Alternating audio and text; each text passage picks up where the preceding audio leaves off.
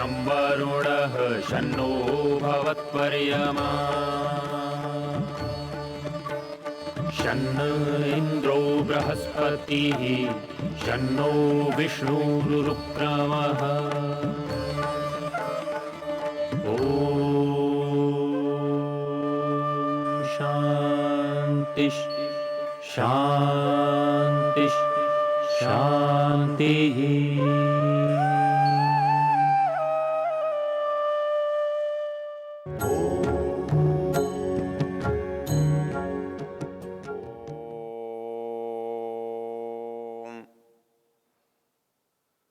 हम जिस मंत्र की चर्चा कर रहे हैं वो मंत्र यजुर्वेद के 32वें अध्याय का है।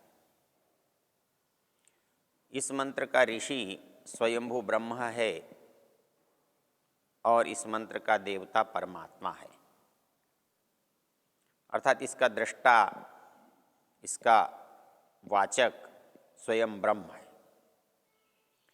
और इसमें जो बात बताई गई है वो उसका स्वरूप है।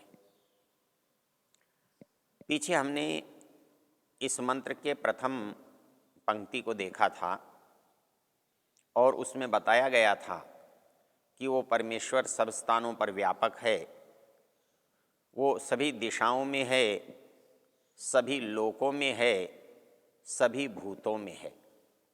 वो इन सब के बाहर है और वो इन सब के भीतर है।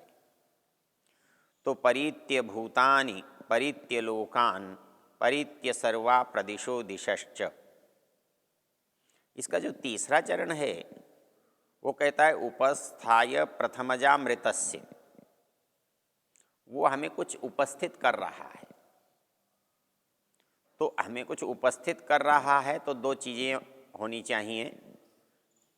जो उपस्थित कर रहा है वो किस चीज़ को उपस्थित कर रहा है, एक, और किसके लिए उपस्थित कर रहा है, दो।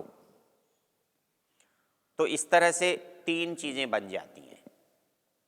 एक प्रस्तुत करने वाला है, एक जिसके लिए प्रस्तुत किया जा रहा है, और एक है जो चीज़ प्रस्तुत की जा रही है।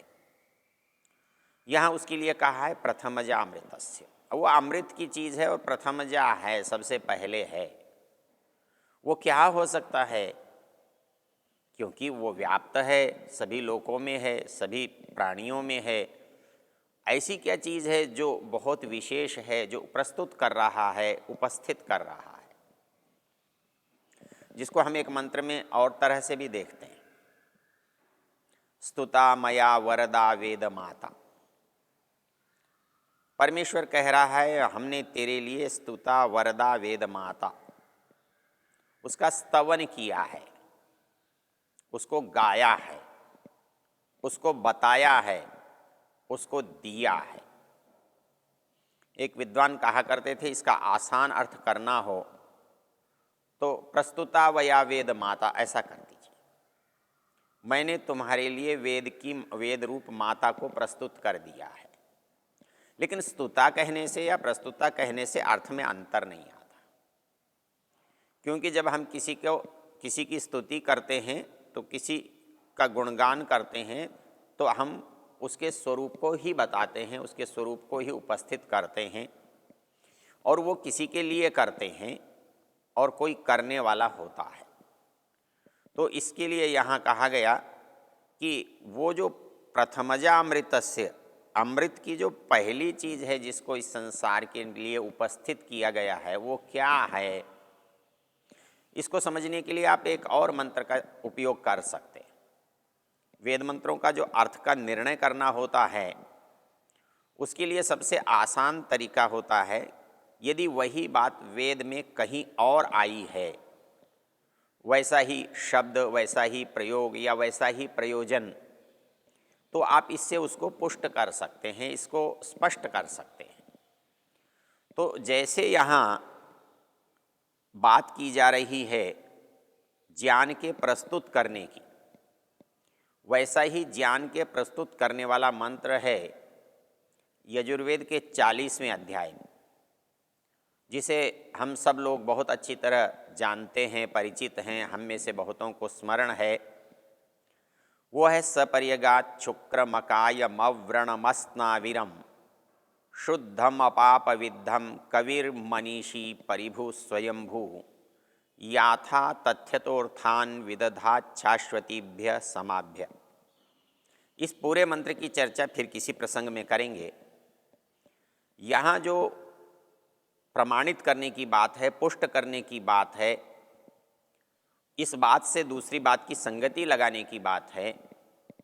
जैसे यहाँ कहा गया है प्रथमजामृतस्य, वो अमृत की प्रथम प्रस्तुति है, वैसे ही वहाँ कहा गया है कि शाश्वतीभ्य समाभ्य, उसने शाश्वती समाओं के लिए, समा वहाँ प्रजाओं के लिए आया है, जीवात्माओं के लिए आया है, मनुष्यों के लिए आया है। तो ये कहता है सपर्यगात शुक्रम अकायम अव्रणम अस्नाविरम शुद्धम अपाप विद्धम कविर्मनीषी परिभु स्वयंभू। उसने इतने विशेषणों वाले ने किया क्या? कहता है कि ये जो इतने विशेषण हैं, याथा तथ्यतो अर्थान व्यदधात, अर्थात जो पदार्थ हैं और पदार्थों के जो अर्थ या ज्ञान हैं, पदार्थों का जो उपयोग है, याथा तथ्यतः, ये शब्द बहुत महत्वपूर्ण है। अर्थात जैसे जैसे वो हैं, अर्थात परमेश्वर का जो दिया गया ज्ञान है वो संसार के विद्यमान ज्ञान से कम और अधिक नहीं होता। जैसी वस्तु दी है वैसा ही उसका ज्ञान दिया है। वेद में जैसा ज्ञान है, संसार में वैसी वस्तु है। इसको हम पीछे मनु महाराज के संदर्भ में उपस्थित कर चुके हैं कि जब संसार में मनुष्य सर्वप्रथम अवतरित होता है इस धरा पर, तब उसके सामने खुला संसार होता है और उसके हृदय में वेद की ऋचा होती है। और उस ऋचा के जो याथा तथ्य तो अर्थान जिसको कह रहा है, अर्थात जो चीज़ जैसी है उसको वैसा ही बताने वाली जो शब्दावली है, वो किसने दी? वही देगा जिसने उस वस्तु का निर्माण किया है। जिसने इस संसार को प्रस्तुत किया है वही उस वेद ज्ञान को भी प्रस्तुत करेगा, क्योंकि हर किसी निर्माण में उसका जो कौशल है, उसकी रचना की जो विशेषता है, वो ज्ञान है, ज्ञान के कारण से है। आप जब ये कहते हैं ये चीज़ बहुत अच्छी बनी है, तो इसका एक अभिप्राय होता है कि उस चीज़ में ज्ञान का भरपूर उपयोग किया गया है।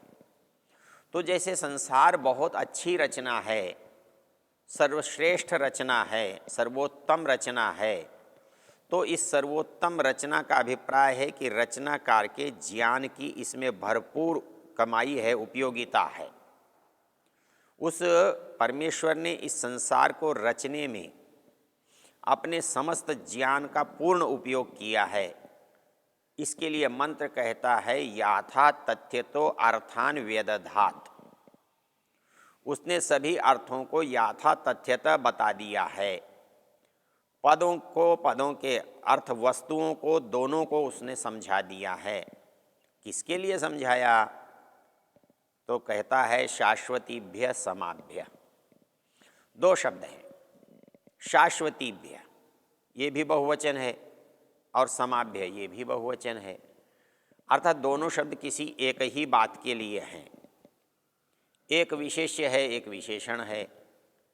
जैसा मैंने आपसे निवेदन किया कि समा का अर्थ प्रजाएं है, प्राणी है, जीवात्मा है।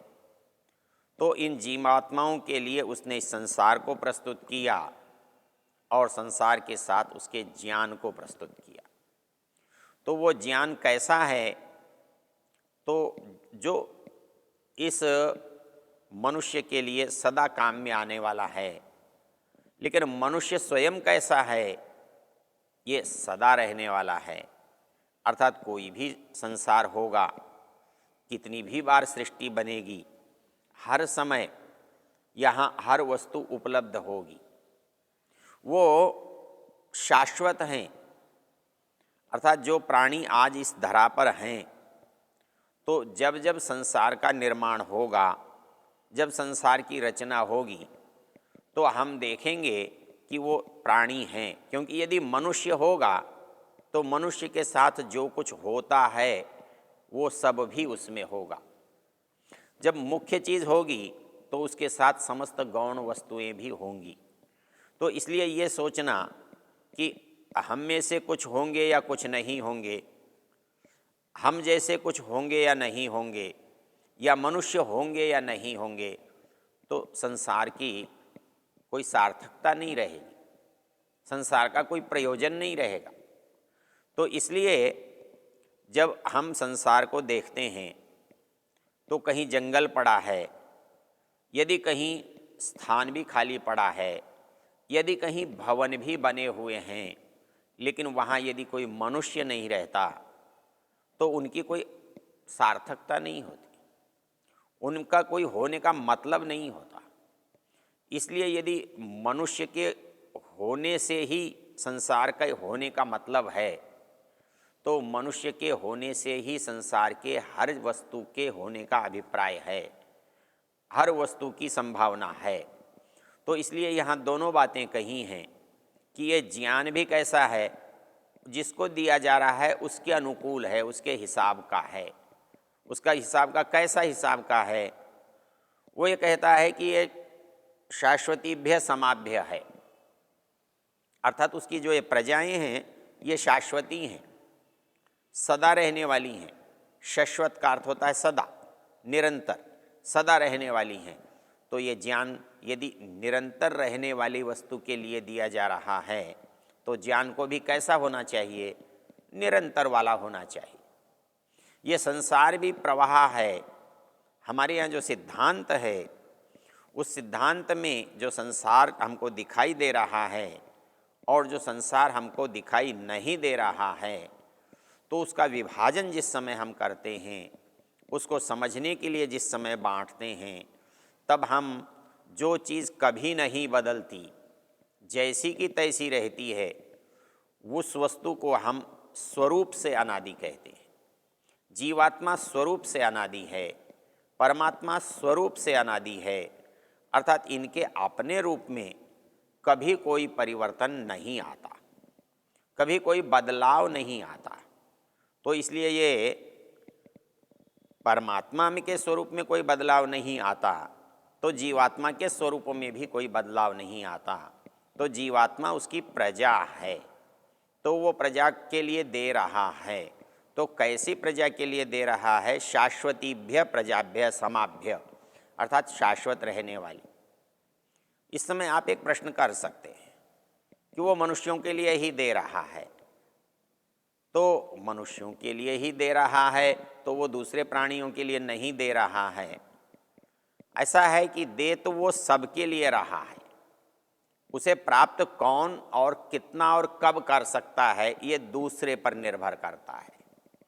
एक मनुष्य होकर भी इसको नहीं पढ़ सकता है, नहीं जान सकता है, नहीं पा सकता है। तो जैसे मनुष्य नहीं पा सकता है किसी कारण से, उसकी अविद्या से, उसकी पहुंच न होने से, उसको कोई बताने वाला नहीं होने से, वैसे ही और प्राणी भी मनुष्य नहीं होने से उसे प्राप्त नहीं कर सकते। लेकिन वो प्राणी सदा वो प्राणी ही रहेंगे ऐसा तो है नहीं। जो कुत्ता है वो सदा कुत्ता रहेगा, जो गधा है वो सदा गधा रहेगा, जो घोड़ा है वो सदा घोड़ा रहेगा, ऐसा तो है नहीं। ये तो उसके शरीर हैं जो बदलते रहते हैं। आज एक जीव घोड़े के शरीर में है, गधे के शरीर में है, कुत्ते के शरीर में है, कल वो मनुष्य के शरीर में होता है, हो सकता है। और एक जीव जो आज मनुष्य के शरीर में है, कल वो घोड़े, गधे, कुत्ते के शरीर में हो सकता है। तो इसलिए यहाँ जो प्रजा का अभिप्राय है, प्रजा से जिसका ग्रहण किया जाता है, वो समस्त जीव मात्र है। अर्थात जब उसकी योग्यता होगी, जब उसकी इच्छा होगी, जब उसकी उपयोगिता होगी, जब उसे प्राप्ति संभव होगी, तब वो इसे ग्रहण कर सकता है। तो इस दृष्टि से यहाँ जो शब्द पढ़ा है शाश्वतीभ्य समाभ्य, अर्थात तीन चीज़ें अलग अलग हो गई कि ये प्रजा है तो कैसी है, शाश्वत रहने वाली है। इसका दिया गया ज्ञान कैसा है, प्रजा शाश्वत है तो दिया गया ज्ञान अपने आप ही शाश्वत हो जाएगा, क्योंकि प्रजा के लिए ज्ञान दिया गया है और जब तक प्रजा रहेगी उसका ज्ञान उसके लिए अनिवार्य होगा, उसको देना होगा, उसको बताना होगा। तो इसलिए वो ज्ञान कैसा होना चाहिए, जितना भी उसके लिए उपयोगी है, आवश्यक है, अनिवार्य है। तो जितना ज्ञान है वो पूरा है, एक शर्त है। जितना ज्ञान है वो सब जीव मात्र के लिए है, ये दूसरी शर्त है। और वो ज्ञान जब तक जीव की उपस्थिति है, जब तक जीव इस संसार में विद्यमान है, तब तक वह ज्ञान भी रहेगा, विद्यमान होगा, ये इसकी तीसरी शर्त है। तो इसलिए यहाँ पर क्योंकि वो जो ज्ञान देने वाला है वो स्वयं भी कैसा है, अमृत है, और वो जिसके लिए दे रहा है वो कैसी प्रजाएं हैं, वो भी स्वरूप से अमृत हैं, वो कभी नष्ट होने वाली, बदलने वाली नहीं हैं। तो ऐसी स्थिति में उसका ज्ञान कैसा होगा, क्योंकि देने वाला भी शाश्वत स्वरूप वाला है, जिसके लिए दिया जा रहा है वो भी शाश्वत स्वरूप वाला है, तो इसलिए इसका जो ज्ञान है वो भी शाश्वत स्वरूप वाला ही होगा। इसके लिए हम संध्या में एक मंत्र पढ़ा करते हैं, ऋतंच सत्यंचाभिधात तपसोध्यजायत। इस मंत्र में हम एक शब्द पढ़ते हैं, यथा पूर्वम अकल्पयत, अर्थात वो परमेश्वर इस संसार को कैसा बनाता है, जैसा हर बार बनाता है। तो इसमें क्या कम नहीं बनाता या इसमें कुछ अधिक नहीं बनाता। कम और अधिक तब हो, बड़ा सापेक्ष शब्द है। जो कम है वही अधिक हो सकता है, जो अधिक से कुछ नीचे है वही कम हो सकता है। तो परमेश्वर का ज्ञान यदि घटे तो कम होगा, यदि जो है उससे अधिक हो तो बढ़ा हुआ होगा, तब वो आज वाला कम हो जाएगा। तो इसलिए कम और अधिक, बढ़ना और घटना, ये उस ज्ञान में संभव है जहाँ ज्ञान की पहले से कमी है, अनुपस्थिति है। तो जो शाश्वत है तो उसका ज्ञान भी शाश्वत है, जो पूर्ण है उसका ज्ञान भी पूर्ण है। वो जिनके लिए दिया गया है वो भी शाश्वत हैं, बस उनमें एक अंतर क्या है, वो पूर्ण नहीं है, वो स्वरूप से अनादि होने पर भी प्रवाह से अनादि नहीं है। क्योंकि प्रवाह से संसार अनादि है तो स्वरूप से नहीं है। अर्थात ये संसार बनता है और बिगड़ जाता है, चीज़ उत्पन्न होती है और नष्ट हो जाती है, चीज़ घटती है, बढ़ती है, चीज़ बड़ी है, समाप्त हो जाती है, छोटी है, बढ़ जाती है। ये जो अंतर है, ये जो परिवर्तन है, ये जो प्रवाह है, ये प्रवाह से अनादि होना सृष्टि को बताया है। तो इस तरह से इस संसार में परमेश्वर ने जो ज्ञान दिया है वो जीवात्माओं के लिए दिया है, और इस संसार में जो कुछ जो भी जहाँ भी उत्पन्न होगा उन सब के लिए दिया है। ओ